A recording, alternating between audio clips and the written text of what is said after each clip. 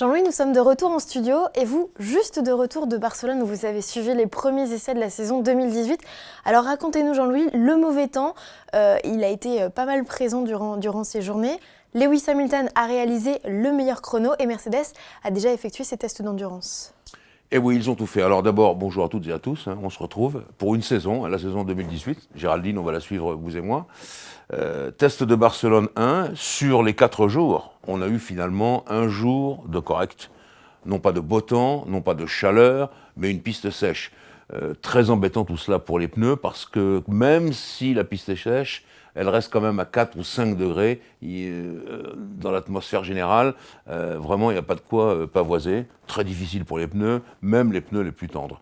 Donc ce problème-là, il faut bien l'assimiler pour cette première séance de Barcelone. Alors vous me parlez d'Hamilton, oui bien sûr, il était en forme. Il fait le meilleur temps. Il fait assez peu de tours, mais enfin en tout cas moins que Bottas. Il fait le meilleur temps avec des pneus médiums, c'est-à-dire ce qu'on pouvait mettre de plus dur à Barcelone avec la température qu'il faisait. Donc il y a de quoi être content. Il y a eu des essais, de longs essais d'endurance de Mercedes, pas les plus longs de tout le plateau, mais quand même des essais qui sont importants parce que je crois qu'on teste l'aéro, mais on teste surtout le moteur. Pour la simple et bonne raison, j'ouvre une parenthèse qui est simple, quand on prévoit un moteur pour 4 Grands Prix, on doit le faire différemment d'un moteur pour 5 Grands Prix ou d'un moteur pour 3 Grands Prix, comme ça sera le cas. Et quand on fait ce moteur-là, il n'y a pas une rondelle du moteur, pas une rondelle qui n'est pas prévue pour 4 Grands Prix aussi. Et donc, pour faire 3 Grands Prix et rester bien dans les créneaux de la fiabilité, c'est tout simple, il faut refaire un moteur. Et comme Andy Covell, le chef motoriste de Mercedes, devait refaire le moteur, James Allison, le directeur technique, en a profité pour lui dire écoute, si tu faisais plus étroit, plus petit, plus bas, etc., ça serait mieux. Donc c'est un tout nouveau moteur. Et ça, c'est quand même important de comprendre que les directeurs techniques sont revenus à une espèce d'habitude qui avait été donnée par John Barnard à l'époque chez McLaren, de demander aux motoristes de faire des efforts sur l'intégration du moteur. Voilà, donc bravo pour Hamilton, bravo pour Mercedes. Ferrari n'était finalement pas très loin derrière, mais eux avec un type de gomme différent, puisqu'eux ils étaient en pneus plus tendres. Oui, alors Ferrari, pas mal du tout. Je vais mettre ensemble Ferrari et Red Bull Renault, parce que sur le plan aérodynamique, c'est à mon avis eux qui ont fait les meilleurs efforts. La Ferrari 71, elle est de loin, je dirais, la plus léchée, la plus fouillée en matière d'aéro, et la Red Bull, qui était l'an dernier très en retard, si vous vous rappelez bien, qui était un peu précoce, pas très bien finie. Là, elle a fait elle aussi de gros efforts. Alors, restent les moteurs. Ferrari, toujours pas mal. Le moteur, grosse évolution entre 2016 et 2017, et donc encore une évolution ici. Chez Red Bull, on commence déjà à montrer Renault du doigt. On ne peut rien faire, c'est comme ça. Renault a choisi naturellement la fiabilité et Red Bull voudrait maintenant la performance. Et ça, c'est toujours la même chose. Est-ce que la performance de Renault va suivre ? Alors, Christian Horner se pose la question. Moi, je crois qu'il faut attendre de voir déjà la deuxième séance d'essai, c'est la semaine prochaine, et puis de voir le premier Grand Prix.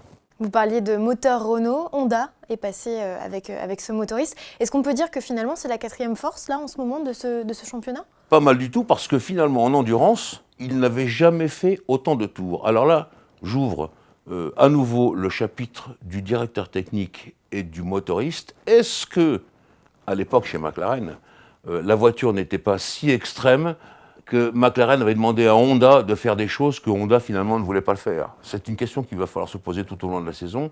Est-ce que la disposition de tous les accessoires, MGUH, MGUK, turbo, etc., batterie, contrôle, était à ce point astreignant chez Honda, à la demande de McLaren, que bien Honda ne pouvait pas vraiment réagir. Là, a priori, la Toro Rosso, elle est simple, et on voit que c'est elle qui a fait la plus longue distance, 1500 et quelques kilomètres, sur ces 4 jours de Barcelone. Donc moi, je trouve ça très, très encourageant, à la fois pour Toro Rosso, et aussi pour Honda, qui a l'air de sortir la tête de l'eau.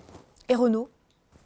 Renault, pas mal, on est dans le même système que Red Bull tout à l'heure. La Renault elle-même, elle a progressé, ça incontestablement. Même si, comme dit Cyril Abitboul, on n'a pas donné toutes nos idées dans cette voiture. Je fais encore une parenthèse, ils ont fait pour la première fois la boîte de vitesse chez Renault, carter carbone, etc., etc. Et ils ont été voir ce que McLaren avait fait pour leur boîte de vitesse avec ce moteur Renault. Et ils ont compris qu'ils avaient déjà un peu de retard là-dessus, qu'ils n'avaient pas mis toutes leurs idées. Et donc c'est ça qui est important à voir, à mon avis, chez Renault. Mais il y a quand même de nets progrès. Et puis le moteur, ben, on va taper sur la fiabilité, on verra bien. Finalement, c'est peut-être Force India qui vous a le plus inquiété à l'issue de ces premiers essais? Ben oui, c'est d'abord ce qu'on a vu de façon la plus courte. J'ai parlé avec Esteban Ocon par SMS parce qu'il était coincé un peu dans les glaces et dans les neiges, mais on s'est parlé. Il me dit oui, ça va le faire, ça va aller.